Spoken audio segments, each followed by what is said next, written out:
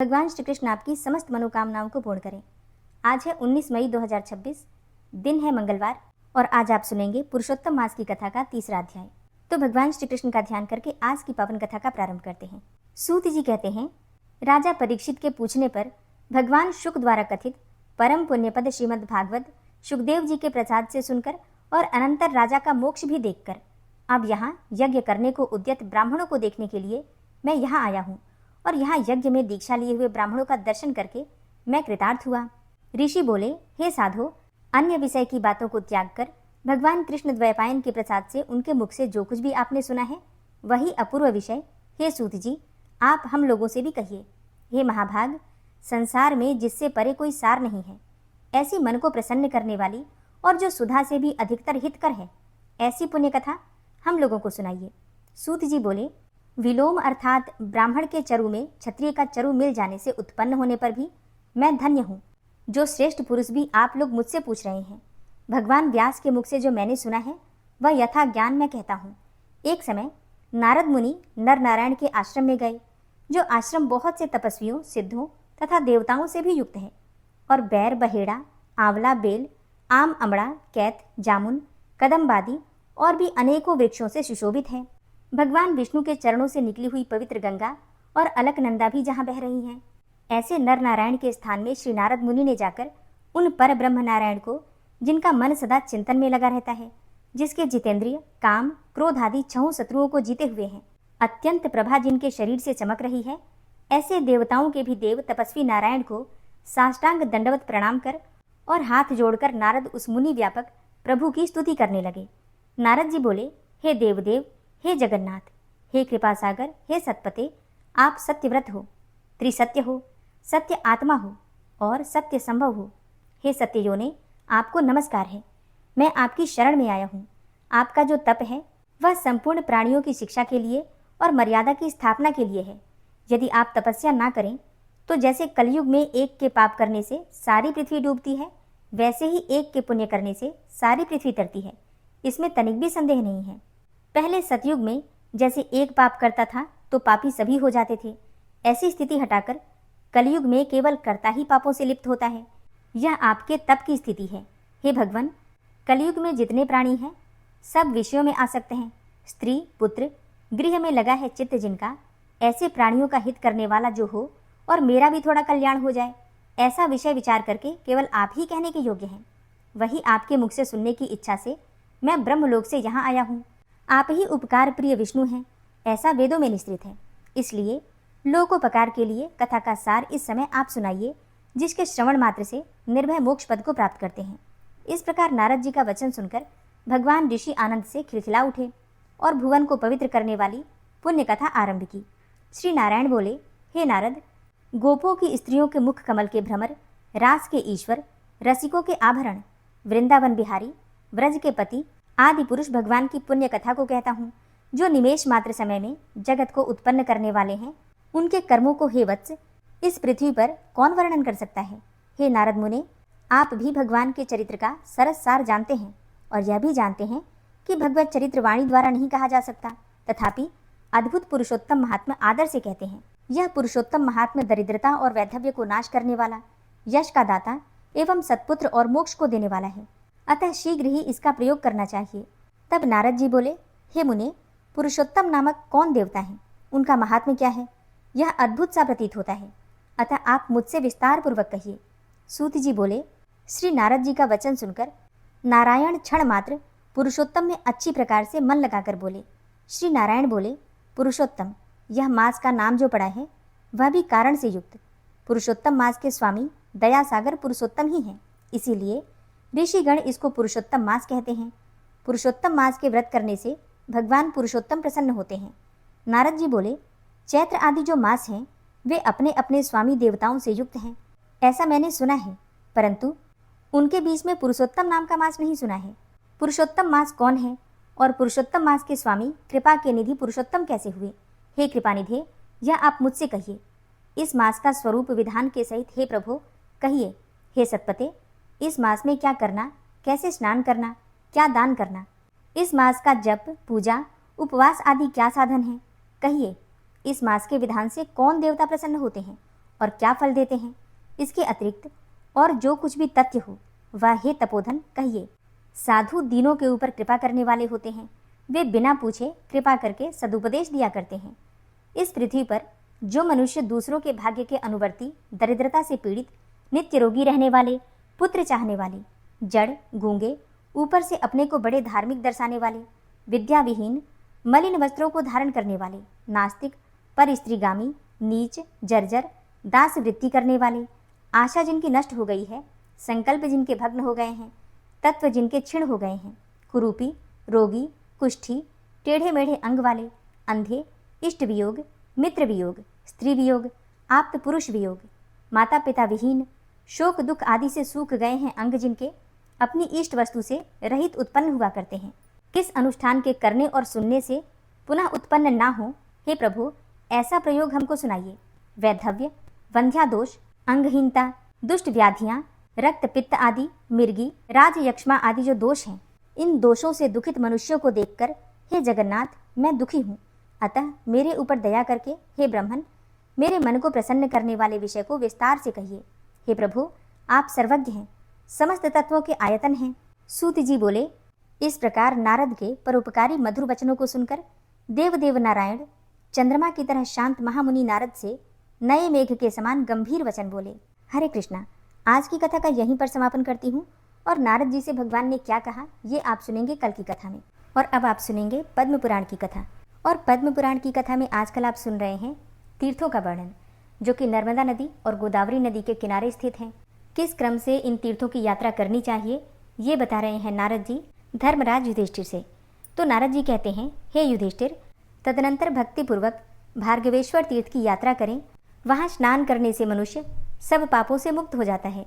हे पांडुनंदन, अब तुम शुक्ल तीर्थ की उत्पत्ति का प्रसंग श्रवण करो। एक समय की बात है, हिमालय के रमणीय शिखर पर भगवान शंकर अपनी पत्नी उमा तथा पार्षद गणों के साथ बैठे हुए थे। उस समय मार्कंडे जी ने उनसे पूछा, हे देवदेव, हे महादेव, मैं संसार के भय से डरा हुआ हूँ, तो आप मुझे कोई ऐसा उपाय बताइए जिससे कि सुख प्राप्त हो। हे महेश्वर, जो तीर्थ संपूर्ण तीर्थों में श्रेष्ठ हो उसका मुझे परिचय दीजिए। तो भगवान शिव बोले, हे ब्रह्मन, तुम महान पंडित और संपूर्ण शास्त्रों में कुशल हो, मेरी बात सुनो। दिन में या रात में किसी भी समय शुक्ल तीर्थ का सेवन किया जाए तो वह महान फलदायक होता है। उसके दर्शन और स्पर्श से तथा वहाँ स्नान, ध्यान, तपस्या, होम एवं उपवास करने से शुक्ल तीर्थ महान फल का साधक होता है। नर्मदा नदी के तट पर स्थित शुक्ल तीर्थ महान पुण्यदायक है। चाणक्य नाम के राजर्षि ने वहाँ सिद्धि प्राप्त की थी। यह क्षेत्र 4 कोस के घेरे में प्रकट हुआ है। शुक्ल तीर्थ परम पुण्यमय तथा सब पापों का नाशक है। वहाँ के वृक्षों की शिखा का भी दर्शन हो जाए तो भी ब्रह्महत्या दूर हो जाती है। हे मुनिश्रेष्ठ, इसीलिए मैं यहाँ निवास करता हूँ। परम निर्मल वैशाख मास की कृष्ण पक्ष की चतुर्दशी को तो मैं कैलाश से भी निकलकर यहाँ आ जाता हूँ। जैसे धोबी के द्वारा जल से धोया हुआ वस्त्र सफ़ेद हो जाता है, उसी प्रकार शुक्ल तीर्थ भी जन्म भर के संचित पाप कर्म को दूर कर देता है। मुनिवर मार्कंडेय, वहाँ का स्नान और दान अत्यंत पुण्यदायक है। शुक्ल तीर्थ से बढ़कर दूसरा कोई तीर्थ ना तो हुआ है और ना होगा ही। मनुष्य अपनी पूर्वावस्था में जो जो पाप किए होता है उन्हें वह शुक्ल तीर्थ में एक दिन रात के उपवास से नष्ट कर डालता है। वहाँ मेरे निमित्त दान देने से जो पुण्य प्राप्त होता है वह सैकड़ों यज्ञों के अनुष्ठान से भी नहीं हो सकता। जो मनुष्य कार्तिक मास के कृष्ण पक्ष की चतुर्दशी को वहाँ उपवास करके घी से मुझे स्नान कराता है, वह अपनी 21 पीढ़ियों के साथ मेरे लोक में रहकर कभी वहाँ से भ्रष्ट नहीं होता। शुक्ल तीर्थ अत्यंत श्रेष्ठ है। ऋषि और सिद्धगण उसका सेवन करते हैं। वहाँ स्नान करने से पुनर्जन्म नहीं होता। जिस दिन उत्तरायण या फिर दक्षिणायन का प्रारंभ हो, चतुर्दशी हो, संक्रांति हो अथवा विषुव नामक योग हो, उस दिन स्नान करके उपवास पूर्वक मन को वश में रखकर समाहित चित्त होकर यथाशक्ति वहाँ दान दें तो भगवान विष्णु तथा हम प्रसन्न होते हैं। शुक्ल तीर्थ के प्रभाव से वह सब दान अक्षय पुण्य का देने वाला होता है। जो अनाथ, दुर्दशाग्रस्त अथवा सनात ब्राह्मण का भी उस तीर्थ में विवाह कराता है, उस ब्राह्मण के तथा उसकी संतानों के शरीर में जितने भी रोए होते हैं उतने हजारों वर्षों तक वह मेरे लोक में प्रतिष्ठित होता है।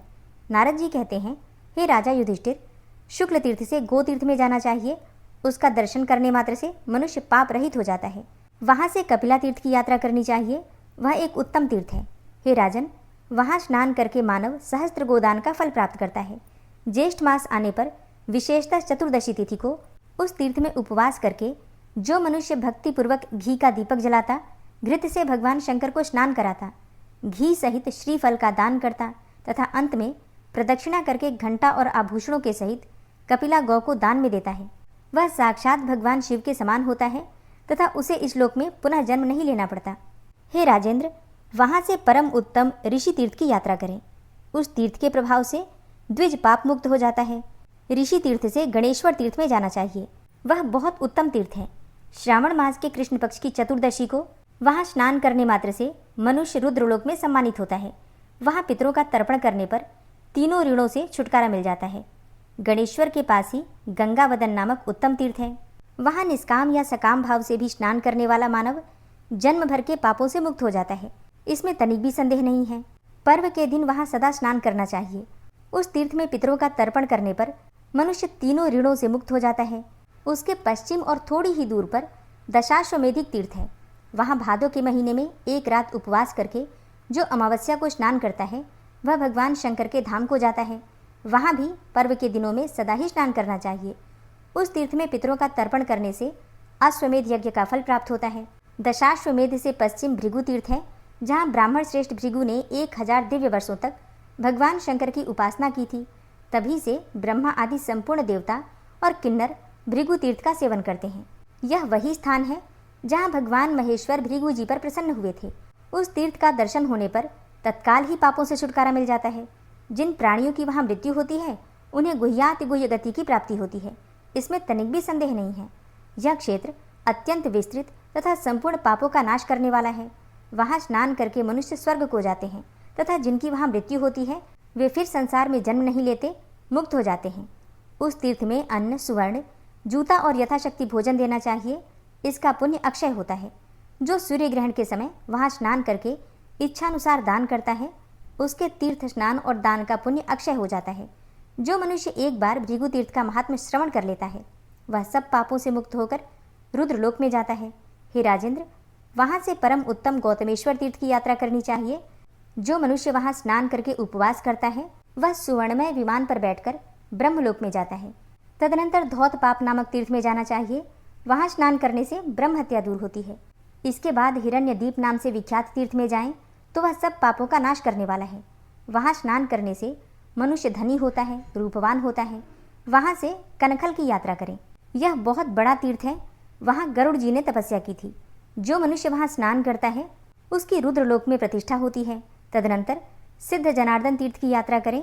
वहाँ परमेश्वर श्री विष्णु वाराह रूप धारण करके प्रकट हुए थे, इसीलिए उसे वाराह तीर्थ भी कहते हैं। उस तीर्थ में विशेषतः द्वादशी को स्नान करने से विष्णु लोक की प्राप्ति होती है। हे राजेंद्र, तदनंतर देव तीर्थ में जाना चाहिए, जो संपूर्ण देवताओं द्वारा अभिवंदित है। वहाँ स्नान करके मनुष्य देवताओं के साथ आनंद भोगता है। तत्पश्चात शिखी तीर्थ की यात्रा करें। वह बहुत ही उत्तम तीर्थ है। वहाँ जो कुछ दान किया जाता है, वह सब का सब कोटि गुना अधिक फल देने वाला होता है। जो कृष्ण पक्ष में अमावस्या को वहाँ स्नान करता और वहाँ एक ब्राह्मण को भी भोजन कराता है, उसे कोटि ब्राह्मणों के भोजन कराने का फल प्राप्त होता है। हे राजा युधिष्ठिर, तदनंतर नर्मदेश्वर तीर्थ की यात्रा करनी चाहिए। वह भी उत्तम तीर्थ है। वहाँ स्नान करके मनुष्य स्वर्ग लोक में प्रतिष्ठित होता है। इसके बाद पितामह तीर्थ में जाना चाहिए, जिसे पूर्व काल में साक्षात ब्रह्मा जी ने उत्पन्न किया था। मनुष्य को उचित है कि वहाँ स्नान करके भक्तिपूर्वक पितरों को पिंड दान दे तथा तिल और कुश मिश्रित जल से पितरों का तर्पण करे। उस तीर्थ के प्रभाव से वह सब कुछ अक्षय हो जाता है। जो सावित्री तीर्थ में जाकर स्नान करता है, वह सब पापों को धोकर ब्रह्मलोक में सम्मानित होता है। वहाँ से मानस नामक उत्तम तीर्थ की यात्रा करनी चाहिए। उस तीर्थ में स्नान करके मनुष्य रुद्रलोक में प्रतिष्ठित होता है। तत्पश्चात क्रतु तीर्थ की यात्रा करनी चाहिए। वह बहुत ही उत्तम, तीनों लोकों में उत्तम और संपूर्ण पापों का नाश करने वाला तीर्थ है। इसके बाद स्वर्ग बिंदु नाम से प्रसिद्ध तीर्थ में जाना उचित है। वहाँ स्नान करने से मनुष्य को कभी दुर्गति नहीं देखनी पड़ती। वहाँ से भारभूत नामक तीर्थ की यात्रा करें और वहाँ पहुंचकर उपवास पूर्वक भगवान विरूपाक्ष की पूजा करें। ऐसा करने से वह रुद्रलोक में सम्मानित होता है। हे राजन, जो उस तीर्थ में उपवास करता है, वह पुनः गर्भ में नहीं आता। वहाँ से परम उत्तम अटवी तीर्थ में जाएं। वहाँ स्नान करके मनुष्य इंद्र का आधा सिंहासन प्राप्त करता है। तदनंतर सब पापों का नाश करने वाले श्रृंग तीर्थ की यात्रा करें। वहाँ स्नान करने मात्र से निश्चय ही गणेश पद की प्राप्ति होती है। पश्चिम समुद्र के साथ जो नर्मदा का संगम है, वह तो मुक्ति का दरवाजा ही खोल देता है। वहाँ देवता, गंधर्व, ऋषि, सिद्ध और चारण तीनों संध्याओं के समय उपस्थित होकर देवताओं के स्वामी भगवान विमलेश्वर की आराधना करते हैं। विमलेश्वर से बढ़कर दूसरा कोई तीर्थ न हुआ है और न ही होगा। जो लोग वहाँ उपवास करके विमलेश्वर का दर्शन करते हैं वे समस्त पापों से मुक्त होकर रुद्रलोक में जाते हैं। हे राजेंद्र, वहाँ से परम उत्तम केशनी तीर्थ की यात्रा करनी चाहिए। जो मनुष्य वहाँ स्नान करके एक रात उपवास करता है तथा मन और इंद्रियों को वश में करके आहार पर भी संयम रखता है, वह उस तीर्थ के प्रभाव से ब्रह्म हत्या से मुक्त हो जाता है। जो सागरेश्वर का दर्शन करता है उसे समस्त तीर्थों में स्नान करने का फल मिल जाता है। केशनी तीर्थ से 1 योजन के भीतर समुद्र के भंवर में साक्षात भगवान शिव विराजमान हैं। उनको देखने से सब तीर्थों के दर्शन का फल प्राप्त होता है तथा दर्शन करने वाला पुरुष सब प्रकार के पापों से मुक्त होकर रुद्रलोक में जाता है। हे महाराज, अमरकंटक से लेकर नर्मदा और समुद्र के संगम तक जितनी दूरी है उसके भीतर 10 करोड़ तीर्थ विद्यमान हैं। एक तीर्थ से दूसरे तीर्थ को जाने के जो मार्ग हैं उनका करोड़ों ऋषियों ने सेवन किया है। अग्निहोत्री, दिव्य ज्ञान संपन्न तथा ज्ञानी सब प्रकार के मनुष्यों ने तीर्थ यात्राएं की हैं। इससे तीर्थ यात्रा मनोवांछित फल को देने वाली मानी गई है। हे पांडुनंदन, जो पुरुष प्रतिदिन भक्तिपूर्वक इस अध्याय का पाठ या फिर श्रवण करता है वह समस्त तीर्थों में स्नान करने के पुण्य का भागी होता है। साथ ही नर्मदा उसके ऊपर सदा प्रसन्न रहती हैं। इतना ही नहीं, भगवान रुद्र तथा महामुनि मार्कंडेय जी भी उसके ऊपर प्रसन्न होते हैं। जो तीनों संध्याओं के समय इस प्रसंग का पाठ करता है उसे कभी नरक का दर्शन नहीं होता तथा वह किसी कुत्सित योनि में भी नहीं पड़ता। इतना वृतांत सुनने के बाद युधिष्ठिर जी बोले, हे नारद जी, महर्षि वशिष्ठ के बताए हुए अन्यान्य तीर्थों का जिनका नाम श्रवण करने से ही पाप नष्ट हो जाते हैं, मुझसे उनका भी वर्णन कीजिए। तब नारद जी ने कहा, धर्मज्ञ युधिष्ठिर, हिमालय के पुत्र अर्बुद पर्वत की यात्रा करनी चाहिए, जहाँ पूर्व काल में पृथ्वी में छेद था। वहाँ महर्षि वशिष्ठ का आश्रम है जो तीनों लोकों में विख्यात है। वहाँ एक रात निवास करने से सहस्त्र गोदान का फल मिलता है। ब्रह्मचर्य के पालन पूर्वक पिंगा तीर्थ में आचमन करने मात्र से कपिला जाति की 100 गौओं के दान करने का फल प्राप्त होता है। तत्पश्चात प्रभास क्षेत्र में जाना चाहिए। वह विश्वविख्यात तीर्थ है जहाँ साक्षात अग्निदेव नित्य निवास करते हैं। उस श्रेष्ठ तीर्थ में शुद्ध एवं एकाग्रचित्त होकर स्नान करने से मानव अग्निष्टोम और अतिरात्र यज्ञ का फल प्राप्त करता है। उसके बाद सरस्वती और समुद्र के संगम में जाकर स्नान करने से मनुष्य सहस्त्र गौदान का फल पाता और स्वर्गलोक में प्रतिष्ठित होता है। जो वरुण देवता के उस तीर्थ में स्नान करके एकाग्रचित्त होकर 3 रात तक वहाँ निवास करता तथा देवता और पितरों का तर्पण करता है, वह चंद्रमा के समान कांतिमान होता है और अश्वमेध यज्ञ का फल प्राप्त करता है। हे भरत श्रेष्ठ, वहाँ से वरदान नामक तीर्थ की यात्रा करनी चाहिए। वरदान में स्नान करके मनुष्य सहस्त्र गोदान का फल प्राप्त करता है। तदनंतर नियम पूर्वक रहकर नियमित आहार का सेवन करते हुए द्वारकापुरी में जाना चाहिए। उस तीर्थ में आज भी कमल के चिन्ह से चिन्हित मुद्राएं दृष्टिगोचर होती हैं। यह एक अद्भुत बात है। वहाँ के कमल दलों में त्रिशूल के चिन्ह दिखाई देते हैं।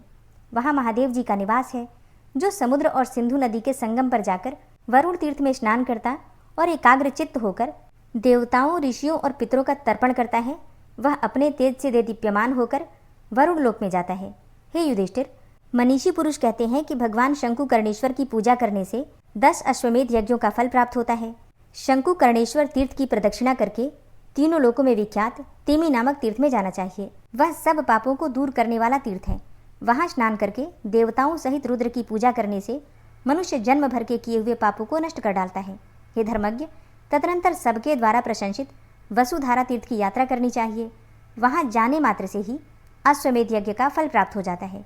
हे कुरुश्रेष्ठ, जो मानव वहाँ स्नान करके एकाग्रचित्त होकर देवताओं तथा पितरों का तर्पण करता है वह विष्णु लोक में प्रतिष्ठित होता है। वहाँ वसुओं का एक दूसरा तीर्थ भी है जहाँ स्नान और जलपान करने से मनुष्य वसुओं का प्रिय होता है तथा ब्रह्मतुंग नामक तीर्थ में जाकर पवित्र, शुद्ध चित्त, पुण्यात्मा तथा रजोगुण रहित पुरुष ब्रह्मलोक को प्राप्त होता है। वहीं रेणुका का भी तीर्थ है जिसका देवता भी सेवन करते हैं। वहाँ स्नान करके ब्राह्मण चंद्रमा की भांति निर्मल होता है। तदनंतर पंचनद तीर्थ में जाकर नियमित आहार ग्रहण करते हुए नियम पूर्वक रहना चाहिए। इससे पंच यज्ञों के अनुष्ठान का फल प्राप्त होता है। हे भरत श्रेष्ठ, तत्पश्चात भीमा नदी के उत्तम स्थान पर जाना चाहिए जहाँ स्नान करने से मनुष्य कभी गर्भ में नहीं आता तथा 1 लाख गोदान का फल प्राप्त होता है। गिरिकुंज नामक तीर्थ तीनों लोकों में प्रसिद्ध है। वहाँ जाकर पितामह को नमस्कार करने से सहस्त्र गोदानों का फल प्राप्त होता है। इसके बाद परम उत्तम विमल तीर्थ की यात्रा करनी चाहिए। वहाँ आज भी सोने और चांदी जैसे मत्स्य दिखाई देते हैं। हे नरश्रेष्ठ, वहाँ स्नान करने से वाजपेय यज्ञ का फल मिलता है और मनुष्य सब पापों से शुद्ध होकर परम गति को प्राप्त होता है। कश्मीर में जो वितस्ता नामक तीर्थ है, वह नागराज तक्षक का भवन है। वह तीर्थ समस्त पापों को दूर करने वाला है। जो मनुष्य वहाँ स्नान करके देवताओं और पितरों का तर्पण करता है, वह निश्चय ही वाजपेय यज्ञ का फल पाता है। उसका हृदय सब पापों से शुद्ध हो जाता है तथा वह परम उत्तम गति को प्राप्त होता है। वहाँ से मलद नामक तीर्थ की यात्रा करें। हे राजन, वहाँ सायं संध्या के समय विधि पूर्वक आचमन करके जो अग्निदेव को यथाशक्ति चरु निवेदन करता है तथा पितरों के निमित्त दान देता है, उसका वह दान आदि अक्षय हो जाता है, ऐसा विद्वान पुरुषों का कथन है। वहाँ अग्नि को दिया हुआ चरु 1,00,000 गोदान, 1,000 अश्वमेध यज्ञ तथा 100 राजसू यज्ञों से भी श्रेष्ठ है। हे धर्म के ज्ञाता युधिष्ठिर, वहाँ से दीर्घ सत्र नामक तीर्थ में जाना चाहिए, जहाँ जाने मात्र से मानव राजसू यज्ञ और अश्वमेध यज्ञ का फल प्राप्त करता है। शशयान तीर्थ बहुत ही दुर्लभ है। उस तीर्थ में कार्तिक मास की पूर्णिमा पर लोग सरस्वती नदी में स्नान करते हैं। जो वहाँ स्नान करता है वह साक्षात शिव की भांति कांतिमान होता है। साथ ही उसे सहस्त्र गोदान का फल मिलता है। हे कुरुनंदन, जो कुमार कोटि नामक तीर्थ में जाकर नियम पूर्वक स्नान करता और देवताओं तथा पितरों के पूजन में संलग्न रहता है, उसे 10,000 गोदान करने का फल मिलता है तथा वह अपने कुल का भी उद्धार कर देता है। हे महाराज, वहाँ से एकाग्र चित्त होकर रुद्रकोटि तीर्थ में जाना चाहिए, जहाँ पूर्व काल में करोड़ ऋषियों ने भगवान शिव के दर्शन की इच्छा से बड़े हर्ष के साथ ध्यान लगाया था। वहाँ स्नान करके पवित्र हुआ मनुष्य अश्वमेध यज्ञ का फल पाता और अपने कुल का भी उद्धार करता है। तदनंतर लोक विख्यात संगम तीर्थ में जाना चाहिए और वहाँ सरस्वती नदी में परम पुण्य में भगवान जनार्दन की उपासना करनी चाहिए। उस तीर्थ में स्नान करने से मनुष्य का चित्त सब पापों से शुद्ध हो जाता है और वह शिवलोक को प्राप्त होता है। हे राजेंद्र, तदनंतर कुरुक्षेत्र की यात्रा करनी चाहिए। उसकी सब लोग स्तुति करते हैं। वहां गए हुए समस्त प्राणी पाप मुक्त हो जाते हैं। धीर पुरुष को उचित है कि वह कुरुक्षेत्र में सरस्वती नदी के तट पर 1 मास तक निवास करे। हे युधिष्ठिर, जो मन से भी कुरुक्षेत्र का चिंतन करता है, उसके सारे पाप नष्ट हो जाते हैं और वह ब्रह्मलोक को जाता है। हे धर्मज्ञ, वहां से भगवान विष्णु के उत्तम स्थान को, जो सतत नाम से प्रसिद्ध है, जाना चाहिए। वहां भगवान सदा मौजूद रहते हैं। जो उस तीर्थ में नहाकर त्रिभुवन के कारण भगवान विष्णु का दर्शन करता है, वह विष्णु लोक में जाता है। तत्पश्चात पारिप्लव में जाना चाहिए। वह तीनों लोकों में विख्यात तीर्थ है। उसके सेवन से मनुष्य को अग्निष्टोम और अतिरात्र यज्ञों का फल मिलता है। तत्पश्चात तीर्थ सेवी मनुष्य को साल्विकिनी नामक तीर्थ में जाना चाहिए। वहाँ दशाश्वमेध घाट पर स्नान करने से भी वही फल प्राप्त होता है। तदनंतर पंचनद में जाकर नियमित आहार करते हुए नियम पूर्वक रहें। वहाँ कोटि तीर्थ में स्नान करने से अश्वमेध यज्ञ करने का फल प्राप्त होता है। तत्पश्चात परम उत्तम वाराह तीर्थ की यात्रा करें, जहाँ पूर्व काल में भगवान विष्णु वाराह रूप से विराजमान हुए थे। उस तीर्थ में निवास करने से अग्निष्टोम यज्ञ का फल प्राप्त होता है। तदनंतर जैनी में जाकर सोम तीर्थ में प्रवेश करें। वहाँ स्नान करके मानव राजसू यज्ञ का फल प्राप्त करता है। कृतशौच तीर्थ में जाकर उसका सेवन करने वाला पुरुष पुंडरीक यज्ञ का फल पाता है और स्वयं भी पवित्र हो जाता है। पंपा नाम का तीर्थ तीनों लोकों में प्रसिद्ध है। वहाँ जाकर स्नान करने से मनुष्य अपनी संपूर्ण कामनाओं को प्राप्त कर लेता है। कायशोधन तीर्थ में जाकर स्नान करने वाले के चित्त की, शरीर की शुद्धि होती है, इसमें तनिक भी संदेह नहीं है। तथा जिसका शरीर शुद्ध हो जाता है, वह कल्याणमय उत्तम लोकों को प्राप्त होता है। तत्पश्चात लोक को धार नामक तीर्थ की यात्रा करनी चाहिए, जहाँ पूर्व काल में सबकी उत्पत्ति के कारणभूत भगवान विष्णु ने समस्त लोकों का उद्धार किया था। हे राजन, वहाँ पहुंचकर उस उत्तम तीर्थ में स्नान करके मनुष्य आत्मीय जनों का उद्धार कर देता है। जो कपिला तीर्थ में जाकर ब्रह्मचर्य का पालन करते हुए एकाग्र चित्त होकर स्नान तथा देवता पितरों का पूजन करता है, वह मानव 1,000 कपिला दान का फल पाता है। जो सूर्य तीर्थ में जाकर स्नान करता और मन को काबू में रखते हुए उपवास पारायण होकर देवताओं तथा पितरों की पूजा करता है, उसे अग्निष्टोम यज्ञ का फल प्राप्त होता है तथा वह सूर्य लोक को जाता है। गोभवन नामक तीर्थ में जाकर स्नान करने वाले को सहस्त्र गोदान का फल मिलता है। तदनंतर ब्रह्मावर्त की यात्रा करें। ब्रह्मावर्त में स्नान करने से मनुष्य ब्रह्मलोक को प्राप्त होता है। वहाँ से अन्यान्य तीर्थों में घूमते हुए क्रमशः काशीश्वर के तीर्थों में पहुंचकर स्नान करने से मनुष्य सब प्रकार के रोगों से छुटकारा पाता है और ब्रह्मलोक में प्रतिष्ठित होता है। तदनंतर शौच, संतोष आदि नियमों का पालन करते हुए शीतवन में जाएं। वहाँ बहुत बड़ा तीर्थ है जो अन्यत्र दुर्लभ है। वह दर्शन मात्र से एक दंड में पवित्र कर देता है। वहाँ एक दूसरा भी श्रेष्ठ तीर्थ है जो स्नान करने वाले लोगों का दुख दूर करने वाला माना गया है। वहाँ तत्व चिंतन पारायण विद्वान ब्राह्मण स्नान करके परम गति को प्राप्त होते हैं। स्वर्ण लोपामनयन नामक तीर्थ में प्राणायाम के द्वारा जिनका अंतःकरण पवित्र हो चुका है वे परम गति को प्राप्त होते हैं। दशाश्वमेध नामक तीर्थ में भी स्नान करने से उत्तम गति की प्राप्ति होती है। तत्पश्चात लोक विख्यात मानुष तीर्थ की यात्रा करें। हे राजन, पूर्व काल में एक व्याघ्र के बाणों से पीड़ित हुए कुछ कृष्ण मृग उस सरोवर में कूद पड़े थे और उसमें गोता लगाकर मनुष्य शरीर को प्राप्त हो गए थे। तभी से वह मानुष तीर्थ के नाम से प्रसिद्ध हुआ। उस तीर्थ में स्नान करके ब्रह्मचर्य का पालन करते हुए जो ध्यान लगाता है उसका हृदय सब पापों से शुद्ध हो जाता है तथा वह स्वर्ग लोक में प्रतिष्ठित होता है। हे राजन, मानुष तीर्थ से पूर्व दिशा में 1 कोस की दूरी पर आपगा नाम से विख्यात एक नदी बहती है। उसके तट पर जाकर जो मानव देवता और पितरों के उद्देश्य से सामा का बना हुआ भोजन दान देता है, वह यदि 1 ब्राह्मण को भोजन कराए तो भी करोड़ ब्राह्मण के भोजन कराने का फल उसे प्राप्त होता है। वहाँ स्नान करके देवताओं और पितरों के पूजन तथा 1 रात निवास करने से अग्निष्टोम यज्ञ का फल प्राप्त होता है। तत्पश्चात उस तीर्थ में जाना चाहिए जो इस पृथ्वी पर ब्रह्मानुस्वर तीर्थ के नाम से प्रसिद्ध है। वहाँ सप्तर्षियों के कुंडों में तथा महात्मा कपिल के क्षेत्र में स्नान करके जो ब्रह्मा जी के पास जाकर उनका दर्शन करता है वह पवित्र एवं जितेंद्रिय होता है तथा उसका चित्त सब पापों से शुद्ध होने के कारण वह अंत में ब्रह्मलोक को प्राप्त होता है। हे राजन, शुक्ल पक्ष की दशमी को पुंडरीक तीर्थ में प्रवेश करना चाहिए। वहाँ स्नान करके मनुष्य पुंडरीक यज्ञ का फल प्राप्त करता है। वहाँ से त्रिविष्टिप नामक तीर्थ को जाएं। वह तीनों लोकों में प्रसिद्ध है। वहाँ वैतरणी नाम की एक पवित्र नदी है जो सब पापों से छुटकारा दिलाने वाली है।